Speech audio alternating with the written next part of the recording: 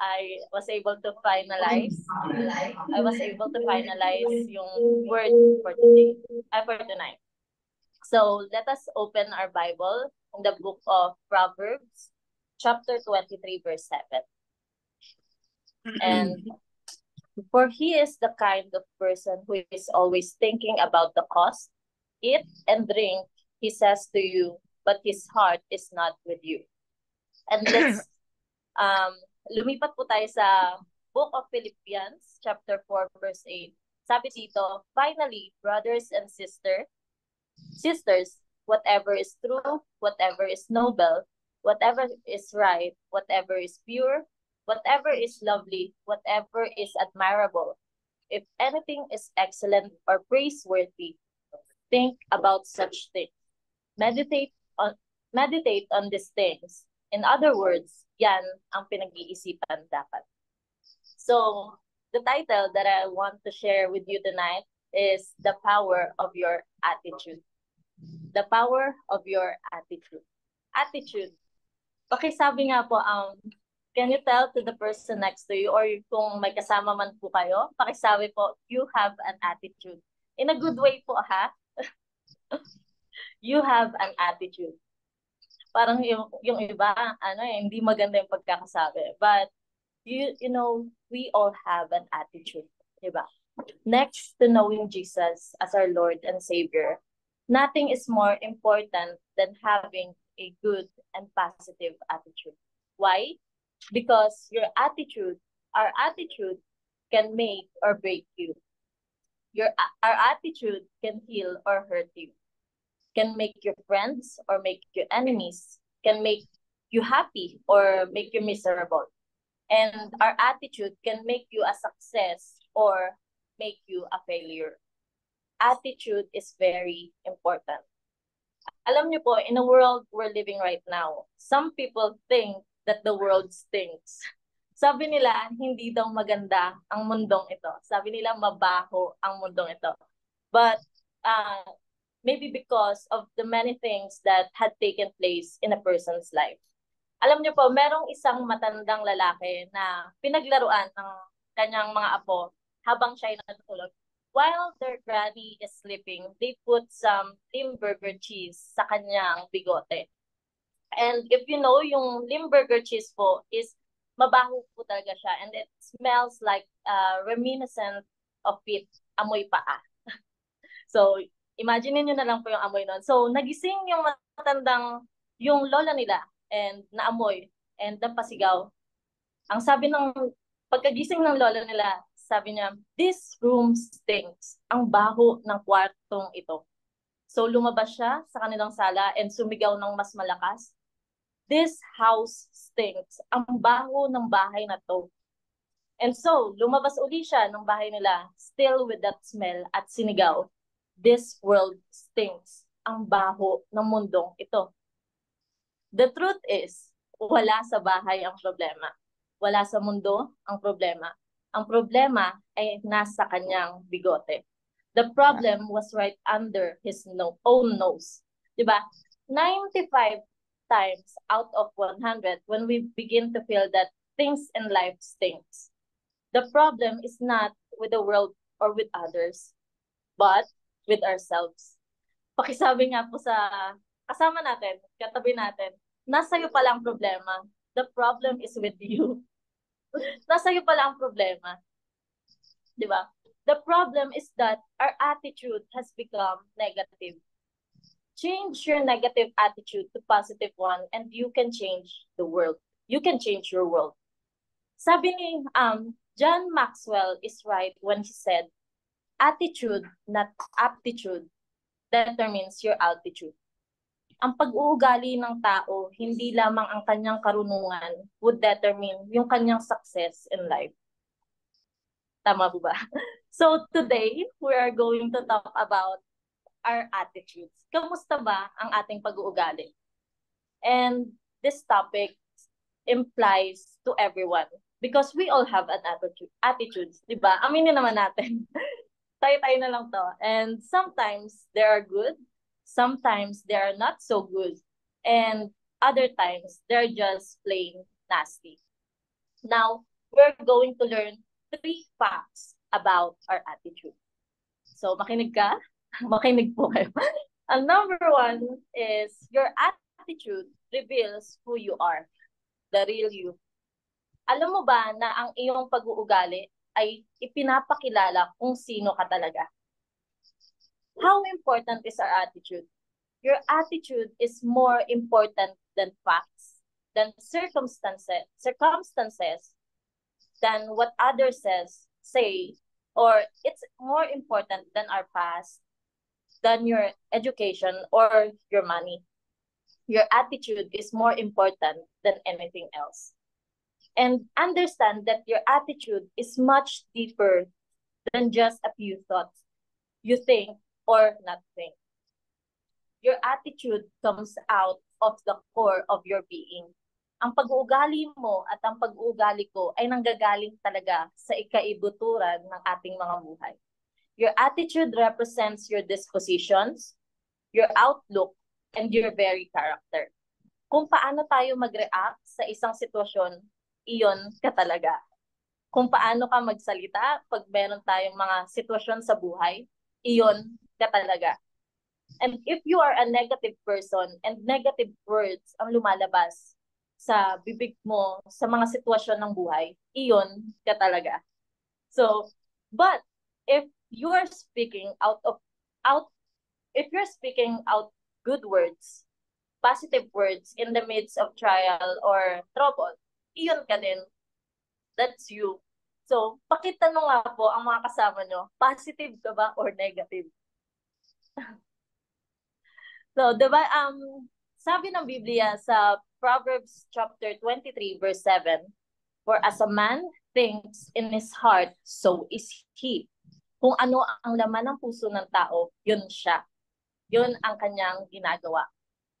Kung ang isang jar, let's imagine this, kung ang isang jar ng water, pinuno mo ng tubig at inalog, or sabihin na natin ang isang jar ng soft drink, pag niluwagan mo ng konti ang takip at inalog mo, it will eventually pop out. And if you ask people, bakit natapon yung tubig? Kasi inalog, di ba? Yung iba sasabihin, kasi maluwag yung takip. But hindi po dahil sa takip or hindi dahil sa pag-alog. The reason the water came out was because the jar was filled with water. Diba? As easy as that. Remember that what's on the inside will eventually come out. Kung ang puso mo ay negatibo, talaga, yun ang lalabas sa'yo at yun ang gagawin mong reaksyon sa mga pagsubok sa buhay.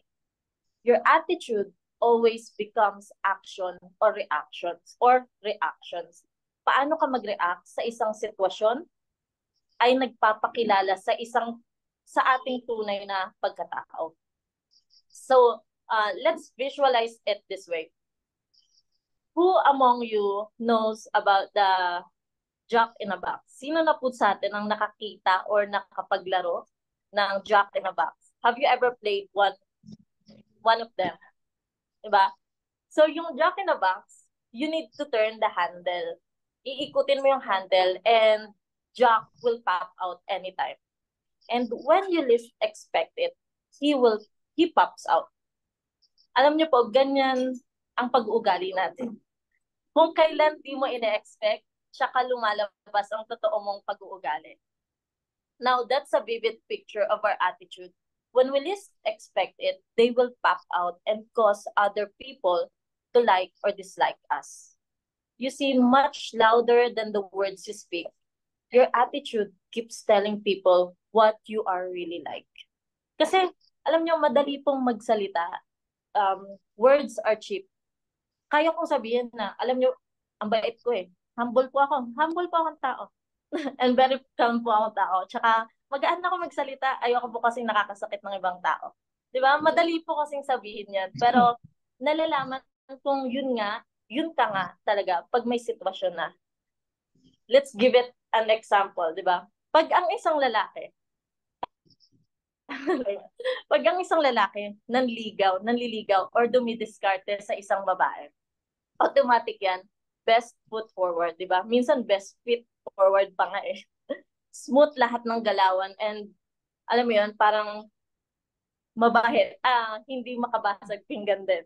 Pero pag napa-oo na ang mga babae, minsan may mga sitwasyon na pag dumating na ang mga sitwasyon na hindi maganda, doon na lumalabas ang totoong pag-uugali. Same with the girls naman po. Ganun din naman po pag sa babae. Lumalabas ang totoong pag-uugali pag meron ng mga sitwasyon na hindi maganda. And personally, I have this truth that my attitude reveals the real me. I like to say, like many others do, when I do or say something that obviously wasn't the right thing, di ba? Pag may partner ka, tapos nag-away kayo, minsan out of anger, may masasabi kang masasakit na salita. And madalas, sinasabi natin, ang excuse natin, ang sinasabi natin, sorry, I didn't mean it. Di ko sinasadyang masabi yun.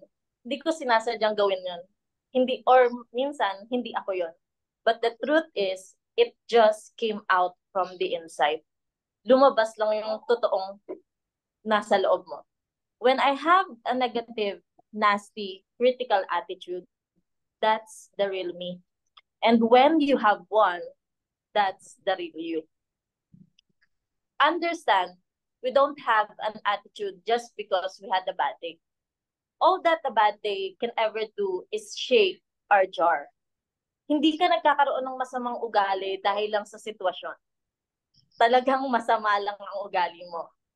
Pero ganun din naman po kung sa kabila ng masasamang sitwasyon at positibo pa rin ang ipinapakita mo, ibig sabihin nun, maganda talaga ang ugali.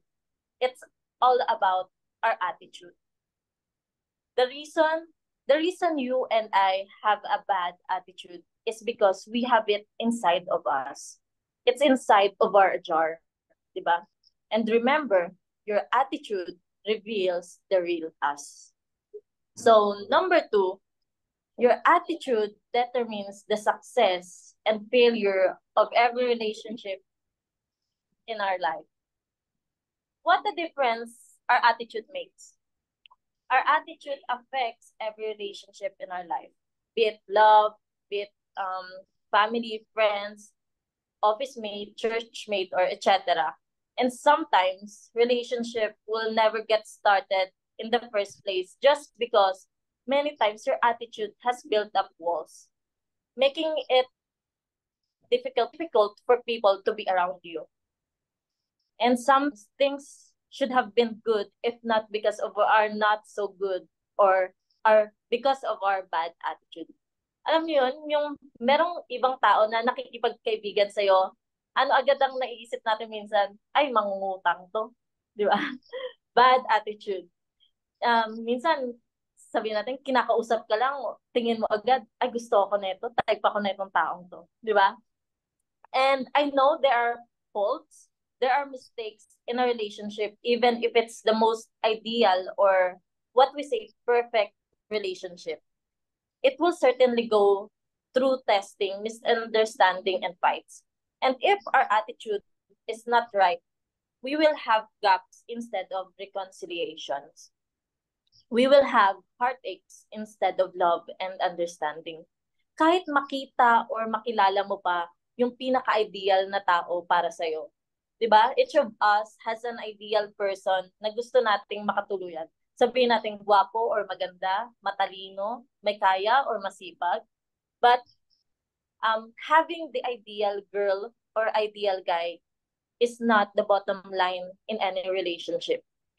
Attitude matters. Pakisabi nga po, attitude matter. Kasi kahit gaano ka-ideal yung babae or yung lalaki, kung hindi naman maganda pareho ang pag-uugali nyo, kung hindi naman maganda ang pananaw nyo sa mga pinagdadaanan nyo or pagdadaanan nyo, kung the way naman kayo mag-away is parang like a World War IV na, and nothing good will surely happen. Both of you must have a positive attitude in your relationship. So bad attitude affects your marriage relationship, your relationship with your kids, your relationship at work, at church, or even your friends. And the thing that makes a bad attitude so destructive is that, like the jar of water with a loose lid on it, a bad attitude is eventually going to spill out into some negative actions or destructive words and deeds. Kung masakit ka magsalita, you have no regards to what the person is feeling. Hearing you say those words, di ba? Having said that you love him or her, di ba? Minsan, the way tayo magsabi ng I love you sa taong mahal natin, the way we say I miss you sa mga kaibigan natin, then all of a sudden, just because of some situation, you'll say hurtful words to that same person whom you say that you're loving. Diba? What an irony. Worst is yung makakasakit ka pa, makakapanakit ka pa physically. And what's the problem? It's the attitude. Sabi sa, in Numbers chapter 12, verse 1 to 11, si Moises, meron siyang kapatid. So, ang mga kapatid niya is si Aaron and si Miriam. Si Moises, ang sabi ng Bible in Genesis chapter 12, Moses was a humble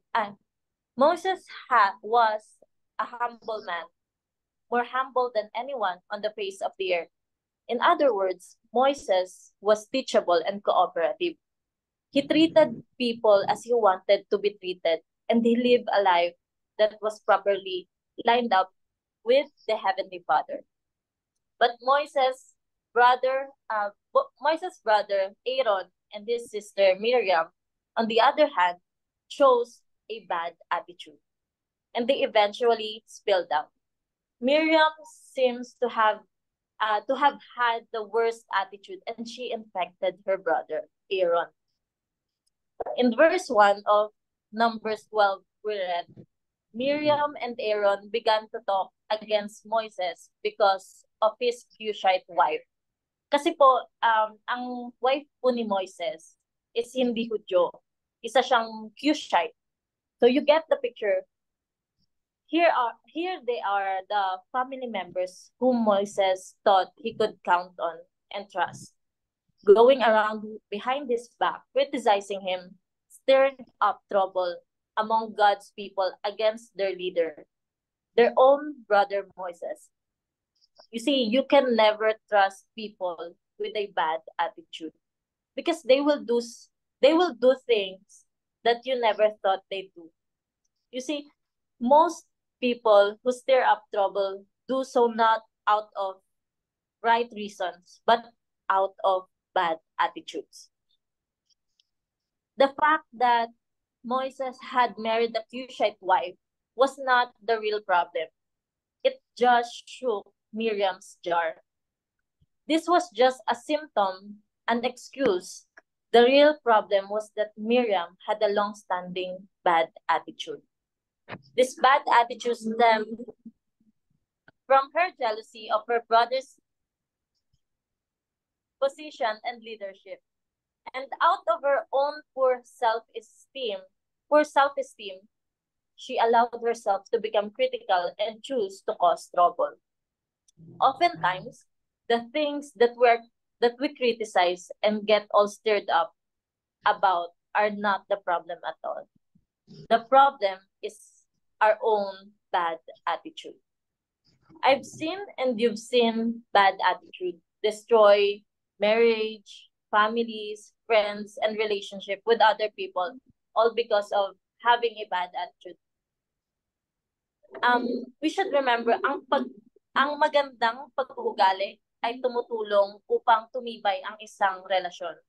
At ang masamang pag-uugali ay tumutulong din para wasakin ang anumang relasyon.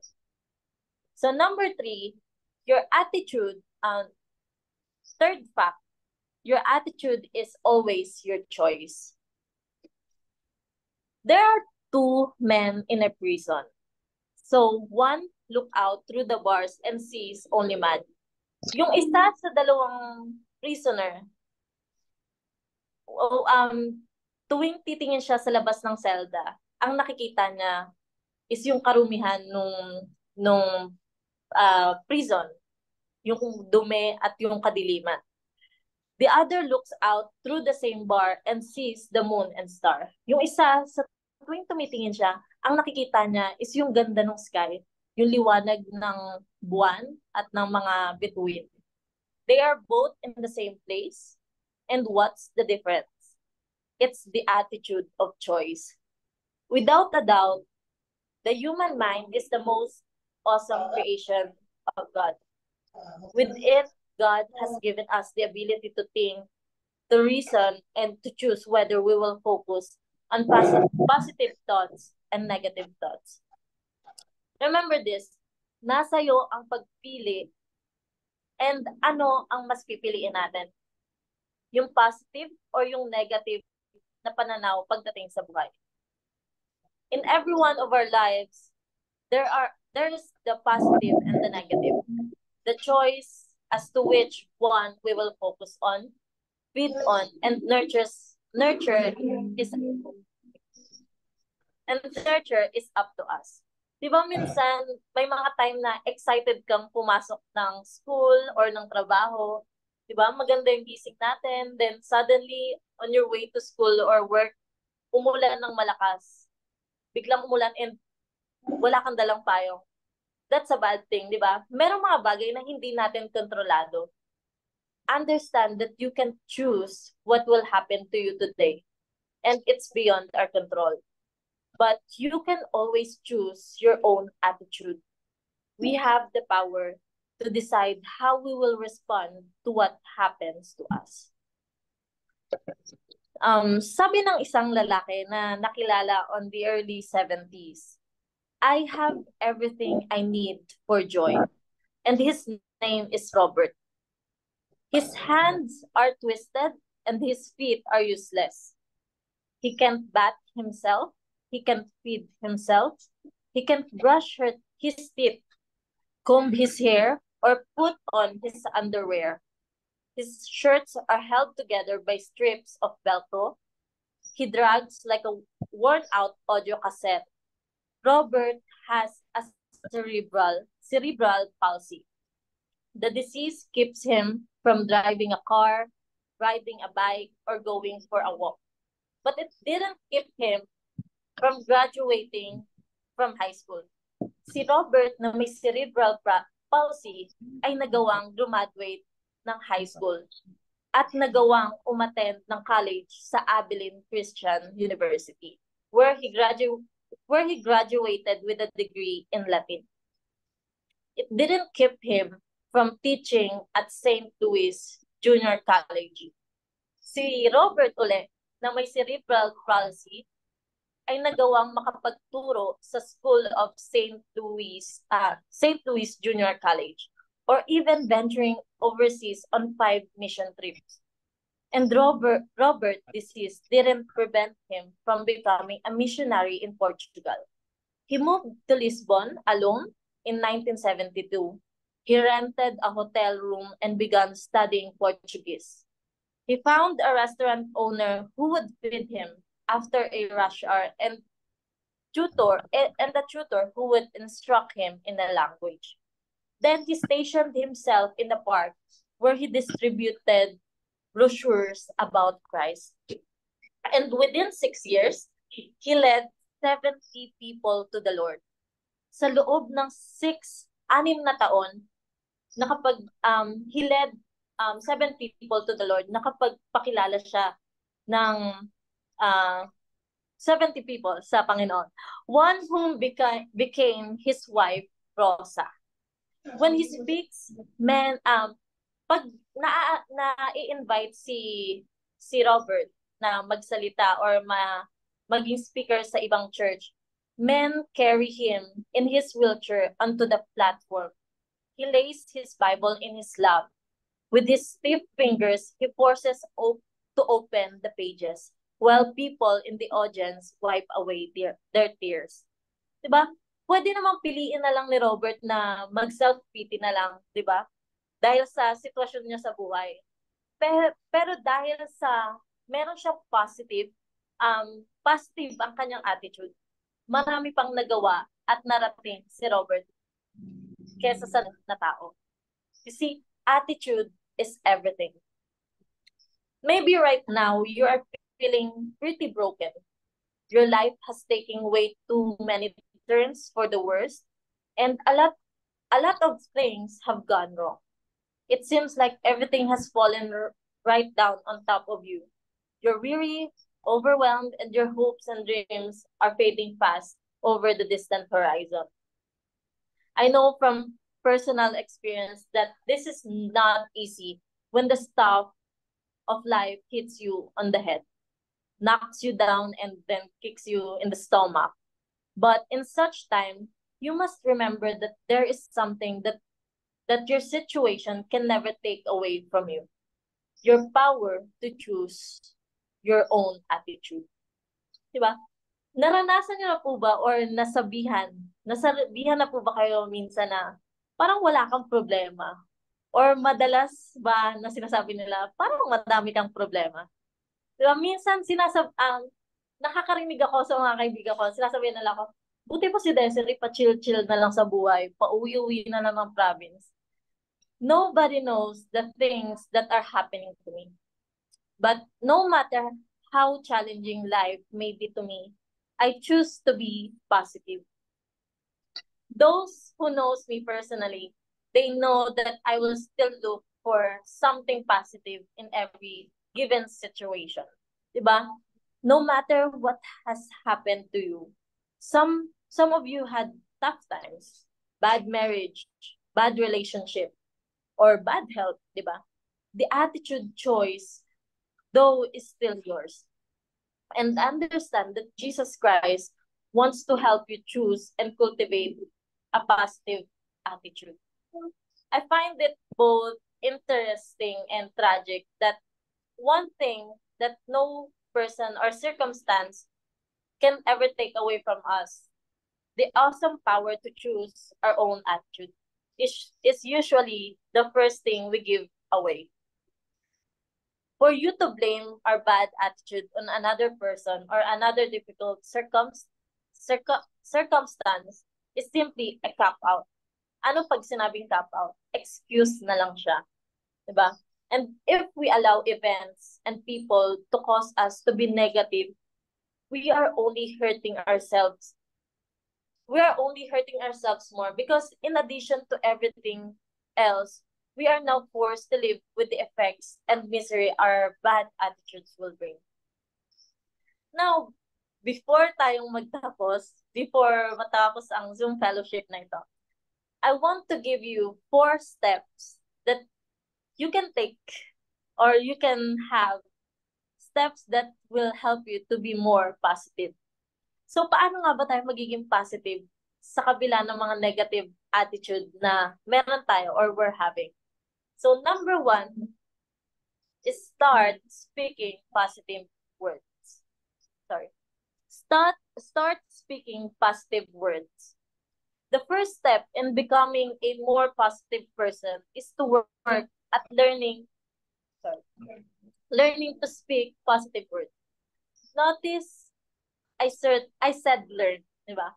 And the reason because the speaking positively is something that you have to learn by practice. It does not come naturally. It is always easier to talk negatively, to criticize, di ba?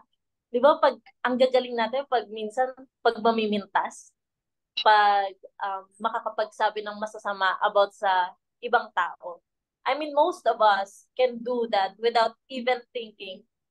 The negative words, the comments, and the phrases just flow effortlessly from our lips. Pero ang magsabi ng positive words, we need to learn and we need to practice. Kayo po ba, tumitingin po ba kayo sa salamin? Kasi I always do. Syempre, lalo pag aalis ng bahay. And I learned that you can always speak good and positive words to yourself. Pag merong mga negative situation sa buhay mo, huwag mo sinasabi sa sarili mong palpak ka na naman, wala ka na namang ginawang tama, wala ka na namang ginawang maganda, di ba? Wala ka nang pag-asa. Huwag natin ginaganon ang sarili natin dahil kung ano ang lumalabas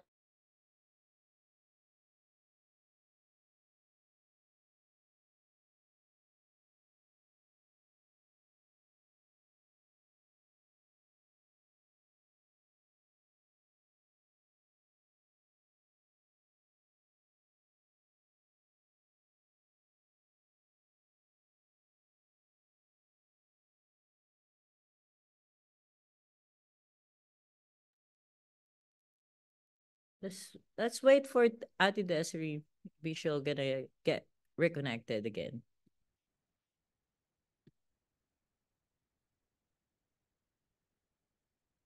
Hopefully.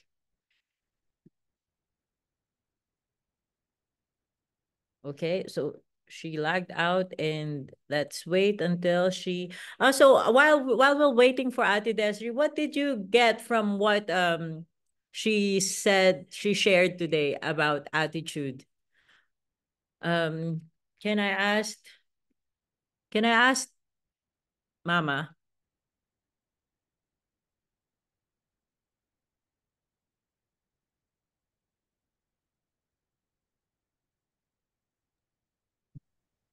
Good evening, everyone. For me regarding attitude, I was struck in the part na attitude is a choice. Because in every situation, you have always the choice to react. No, the same in the example. No, sometimes when you see a person or a thing, it depends on how you make a choice to react. Let's say the same example as what Desiree said. In a certain room, there is glass with water, half of the glass inside the water. The two-person get inside, and one person said, "Oh, sorry, the water is only half of the glass." No, but then the next person said, "Thank you, Lord, there is still half glass of water."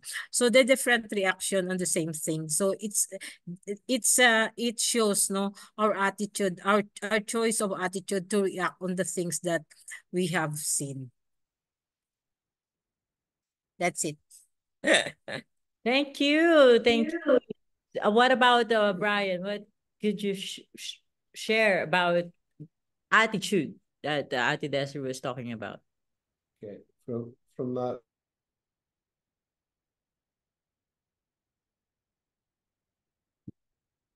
Mute.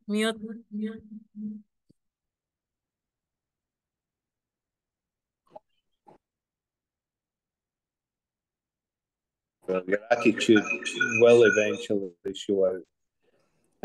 So if you do have a good attitude, then that's what will come out in your actions and the way that you treat people and the way that you speak. If you've got a bad attitude inside, yeah, you can cover it up with some words, but your actions will come through and it'll show that you've got that bad attitude. So it's very important for us not only to say the right things, but to do the right things, which sometimes can be hard. When we know we're in the wrong, saying sorry can be the hardest word to say.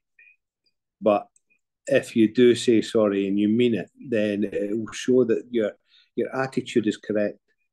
If you just say sorry for the sake of saying sorry, then eventually you'll do the same thing again, or you'll do something that's even worse, and it shows that your attitude was not correct when you were saying sorry.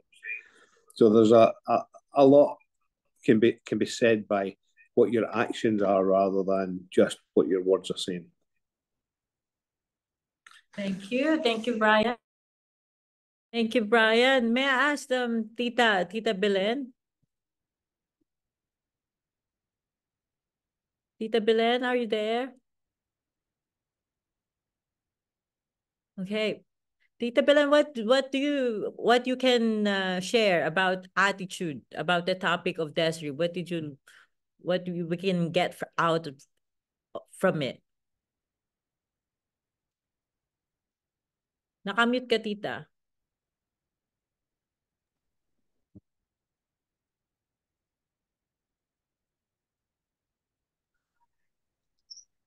For me, attitude is very important. Even though how beautiful you are, how handsome you are, if your attitude is very bad, there's no place for other people.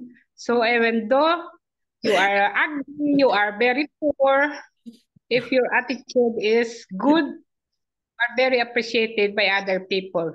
So most powerful in this world, as we live in this world, our attitude to other people. Be kind, be humble, humility, and love to other people. So that is why, as a Christian, we must practice that. For example, those days nga, we are not like that attitude, but we still practice and be kind to other people and also be good to others. So whatever appearance we have, whatever situation we have, if our attitude is bad, no place for God and to other people. That's all. I like what Tita said. It doesn't matter how beautiful you are or how handsome you are. If your attitude is bad, you look bad as well. It's like, yeah, that's really really true, isn't it?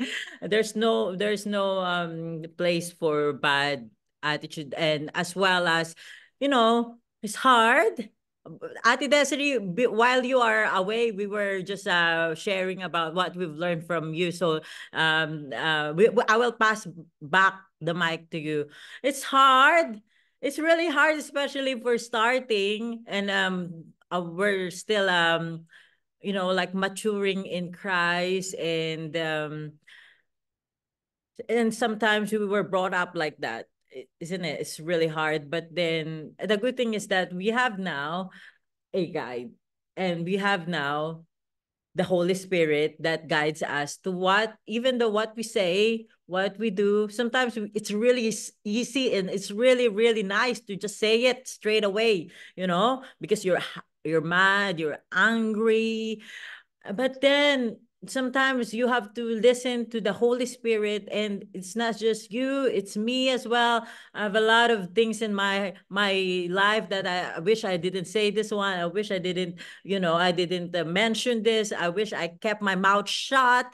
But what we can do is forget about the past, but press on towards the future. Okay, so we can be better, isn't it? We can be better in Christ. Amen. So I'll pass you back to Ate Desiree. Sabi po, nagka-problema sa aming internet. And so back sa ating topic, instead of saying negative words, negative thoughts about yourself, we can always choose to tell yourself that I am a child of God. I am more than a conqueror. I am beloved, and I am precious in the eyes of God. And as you do that, watch how it affects your relationship with other people, with your housemates, with your friends, etc. And so, yung kunyari, may, wait, for example, may nakita kayong kaibigan nyo na napakapalang blush on, or medyo napapula ang kanilang mga pisngi. Imbis na i-compliment sa, don't say na, minsan kasi sabi natin, parang nasampal lang di ba? Mga ganun, imbis na i-compliment pa natin. So, don't say bad words like that. The reality is that you help create the atmosphere in which you live by the words you speak. When your words are positive, you produce a creative, loving, accepting, positive environment. On the other hand, when you speak negative words, you create suspicion, mistrust, and can't do anything right atmosphere. Therefore, the task of the Christian life is to eliminate negative words, to do away with words that hurt and tear down, replacing them with positive words. Words that build up, edify, and encourage yourself and other people. So beginning today, I dare you to try a little experiment with me. A little assignment lang po para sa bawat isa. Starting this week, sa loob ng isang linggo, sa lahat ng taong makakasalamuha natin, speak positive words. Like as simple as greeting your parents good morning, say hello to the guards in school or in your company building, diba? Do this and even just for one day this week and see what happens. You'll probably have a great day. Why? Because positive words create a loving, creative environment in which to live. So pangalawa sa mga steps, no matter what happens, look for good and you will find it. Ano man ang sitwasyon mo, hanapin mo palagi ang maganda, ang kagandahan. A positive person is not the one who refuses to recognize the negative, but refuses to dwell on them. Ulitin ko. A positive person is not the one who refuses to recognize the negative, but refuses to dwell on them. Ang isang positibong tao, alam niya na may mga hindi talaga magagandang sitwasyon. Realidad yun eh. That's the reality.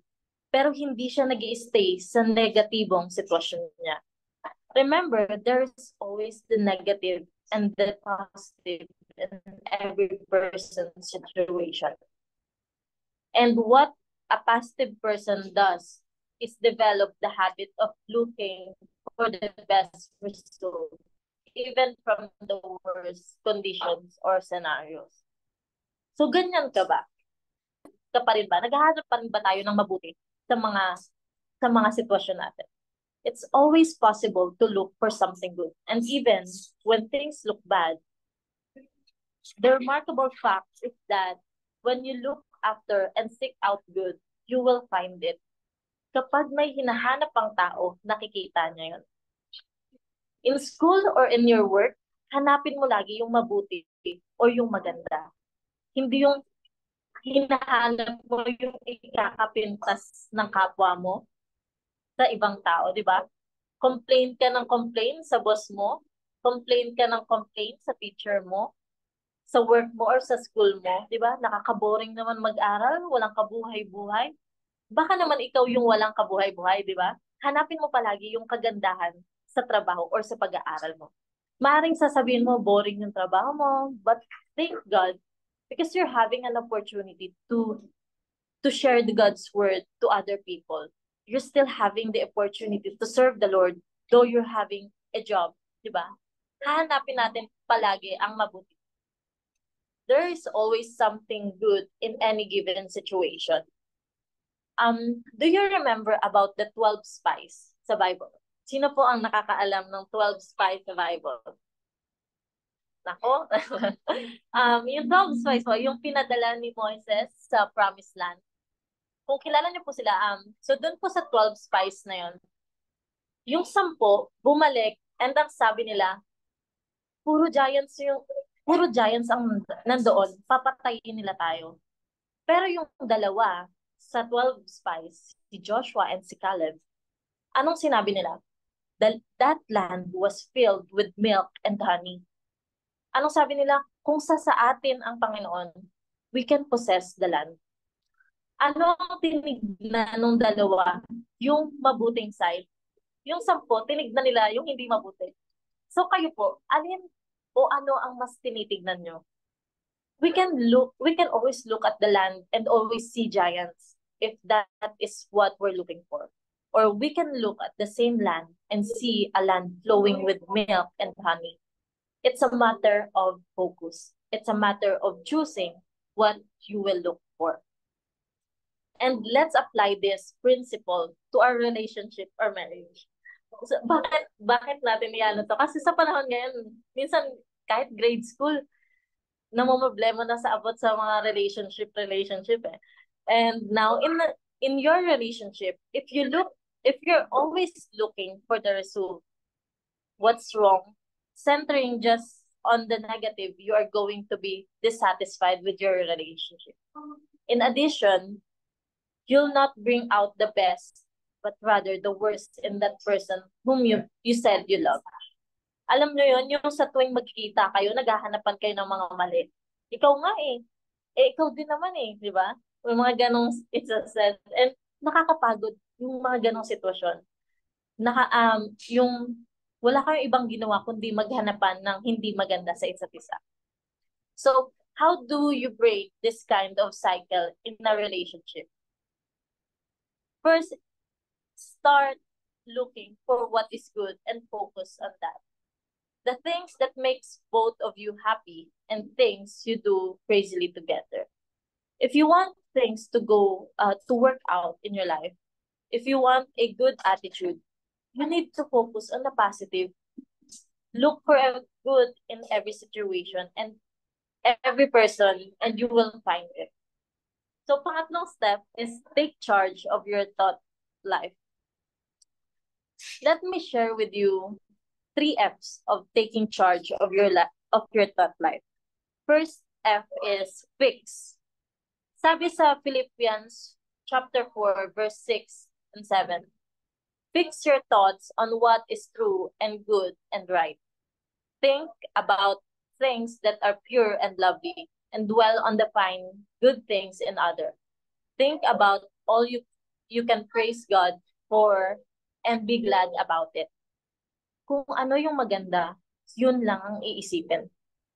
We are not to let our mind wander all over the place, but rather we are to take command of it and choose positive thoughts over negative ones. Second is filter. Tayo ba pag kumakain tayo, 'di ba, hindi naman tayo kakain ng marumi. You would always love to eat clean foods. And ganun din pagdating sa takbo ng isip natin. Feed your mind with good things. Amen? Hindi yung kung ano-ano yung pinapanood mo, kung ano-ano yung pinapakinggan mo. Gustong-gusto lagi yung nakaka-relate kahit hindi nakakabuti para sa atin. In like manner, if you want to really take control of your thought life, you need to filter the garbage out there. Di ba? So, number 3 is, pangatlo is feed. What are you feeding your mind? Alam nyo ba na ang sakit na cancer, hypertension, diabetes, or kung ano-ano pa, ay dahil sa maling pagkain? It's a result of bad diet. And pagdating sa isip natin, bakit nagiging negatibo kaagad ang takbo ng utak ng tao? That's because of the things we are feeding on. It is not enough to just stop eating the bad, is it? Because if we do not start eating the good, if we do not start eating the good, we will starve. In the same way, it's not enough to only filter out the garbage from our minds. We also have to feed on the good. Paano mo ipifeed ang isip mo ng good things? Basic, read God's word. Amen? Sa lahat ng aspeto ng buhay ng tao, sa lahat ng sitwasyon mo, may sagot ang salita ng Diyos. Amen? So feed your thought with God's word. So, in conclusion, when you feel the mighty onslaught of a negative emotion, how do you handle it? Kapag may negative na situation, paano mo hina-handle? Lock themselves in the room? If you're feeling a mighty negative emotion, all you need to do is admit it, face it, but don't give in on it. Give in to it. Hindi naman natin sinasabi na pag may problema ka, tumawa ka, di ba? Pero, parang kang nasiraan ng bait na. But, rather, admit it and face it. But don't give in to it. You see, one way to destroy a negative emotion is to replace anger with love, faith with faith, complaining with gratitude, bitterness with forgiveness, judgment with acceptance and feeling sorry for yourself with helping someone else. Maraming mga excuses na sasabihin, ate kasi ito talaga ako eh. Kahit sa pamilya ko, kahit sa friends ko, alam nila na normal sa akin to. Ako na to eh. Di ko na mababago yun. Ito na yung personality ko. Di ko na kayang baguhin to.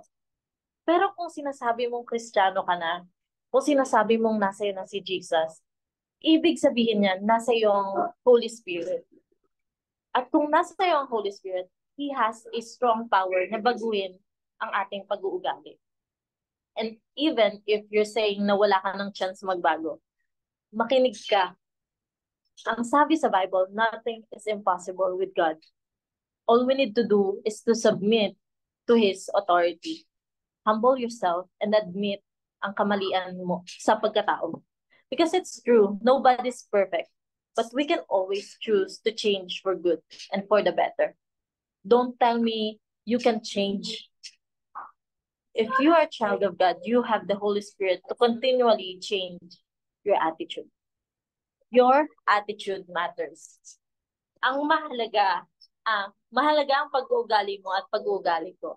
At ang ating pag-uugali ay sadyang makapangyarihan. Amen? So, let's pray.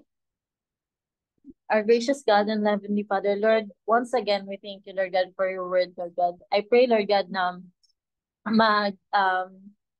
we can meditate on it, Lord God. I pray, Lord God, that we can apply, Lord God, sa lahat ng narinig namin, Lord God, at natutunan namin sa gabing ito. I pray, Lord God, that you will lead each one, every one of us, Panginoon. Lead us, Panginoon, and help us, Lord God, na matutong magkaroon ng positive attitude, Panginoon. Para, Lord God, magkaroon din kami ng good relationship with other people, Lord God. We thank you, Lord God, and continue to bless each one of us, Panginoon. Maraming salamat, Panginoon. We thank you and we love you in Jesus' name. Amen. Ate Desiree, wag ka munang umalis ha. Okay, so thank you so much sa ating marami po ba tayong natutunan today? Did we learn a lot today? Sa church, ang mga youth natin, did we learn, can I ask your representative there? Sino yung pinaka-representative nyo dyan? Who's your representative there? Can I ask someone? Yeah, what did you get? What did you learn today? Even just one thing that you remember.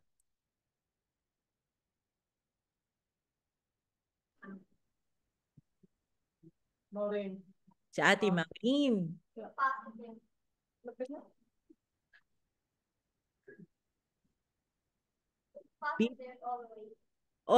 Be positive always. Very important. Okay, what about yung birthday celebrant natin? Birthday celebrant natin, si Kuya Jimel.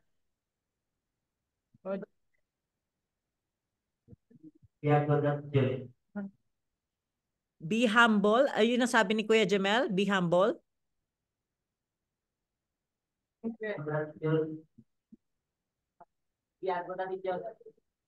Ano daw? Ano sabi? Have a good attitude. Have a good attitude. That's amazing. Wow, it's really good, no? We can we learn a lot from the word today. So, but before we continue, can we just take this moment to sing happy birthday? Everybody, let's sing a happy birthday to Kuya Jemel. 1, 2, 3, go. Happy birthday to you. Happy birthday to you. Happy Happy birthday, happy birthday. happy birthday to you. Happy birthday, Jimel. Hooray! Okay, speech muna. Bago mag-Sunday. Speech mo na. Huh? Speech mo na. Speech muna, Kuya Jemel. Ayan.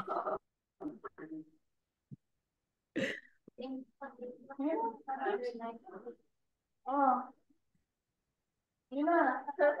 Chiga ka ba? Ayan na, okay na. Hindi na siya nahiya.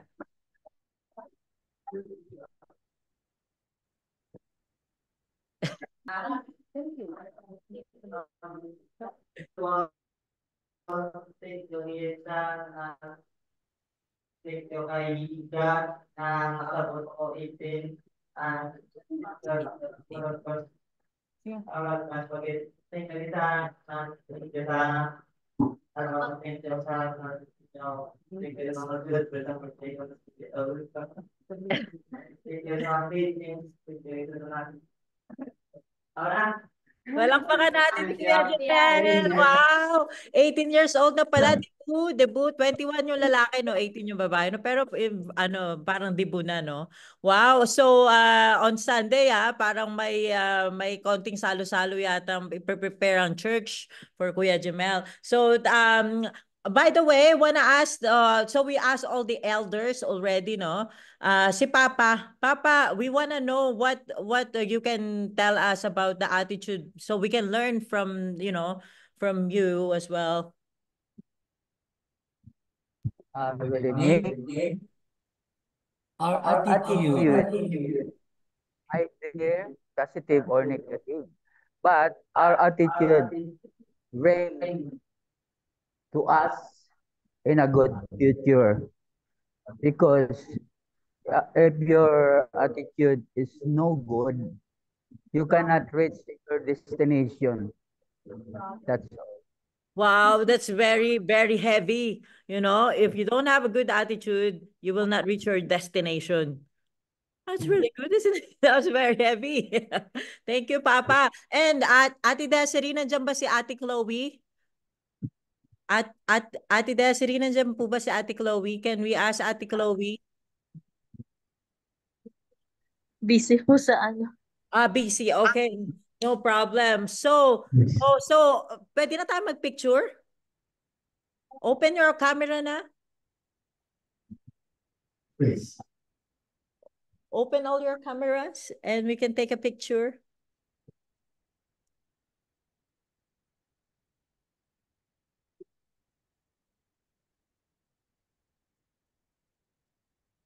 wait lang po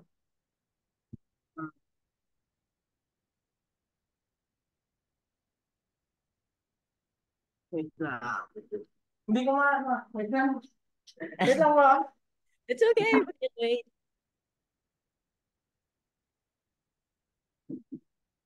One, two, 3. Isa pa. 1, 2, 3. Okay. Oh, thank you. Ayun, nag-screen. Ayun, very nice.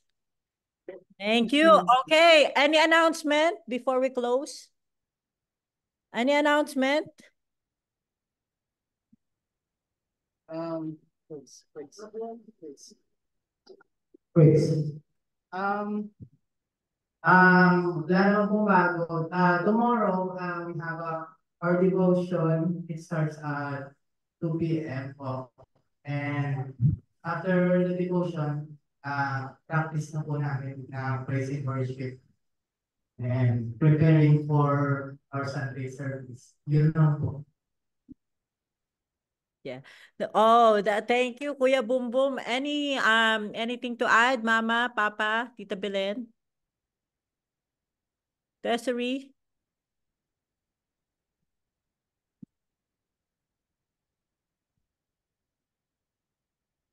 Wala na. Okay. So, is Ate Desiree is going home at the end of the month, by the way. So, she will going to help you all there sa youth and sa children. So, Tita Belen, anything to say? Nakamute ka, Tita. Ay. Wow. Step.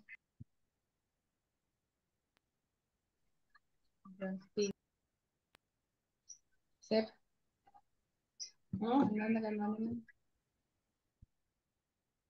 Wala siya. Nakamute. Nakamute si tita. Oh, hello. Good evening, Saliwat. I'm happy to say that our Bible study every Thursday is continuing. Even though there is a rain or shine, the Wumiso, which belong to our group, is very active.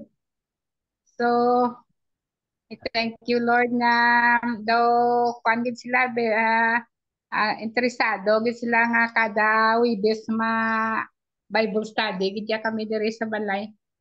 So amo lang na. That's amazing. That's amazing. Let's continue to pray for all our activities, for all the Bible study, for all the groups, you know. You always keep it in your prayer as well, you know. Pray for one another. Amen. Mama? Hello, Joe. I would like to inform the youth ministry that starting this week, you will have your Bible study exclusive for all the youth. So we will set a schedule available for all of you youth, no? Boom. So we will start tomorrow, Saturday, Boom, Youth Ministry Bible Study. What time available kayo, Boom? 2 po yung ano 2 po yung start ng devotion tapos practice. So devotion, i-join na natin yung Bible study nyo, no? Yeah, yung devotion parang isa na lang yun siguro. Oo, isahin na lang. Oo. Parang yun. Anyway, by end of the month, nandito na si Desiree. Yeah. Yes. Okay. Yeah, so everything is happy. Everybody's happy. Everybody's doing well. So here's okay, let's pray. Let's close it in a prayer. Can we ask Brian to close this fellowship in a prayer, with a prayer? Okay.